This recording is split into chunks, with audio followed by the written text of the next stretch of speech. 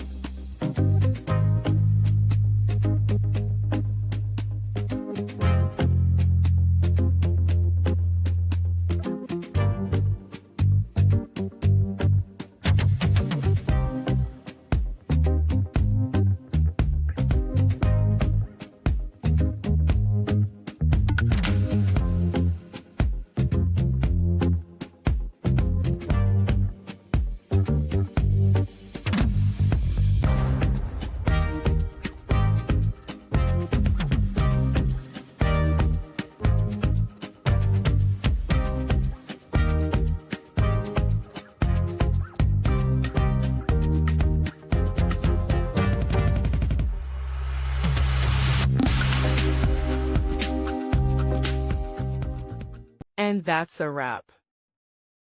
I hope you found the answer you were looking for. If you did, take a second to hit that subscribe button. It really helps out. And let me know in the comments which solution worked best for you. See you next time in the debug zone.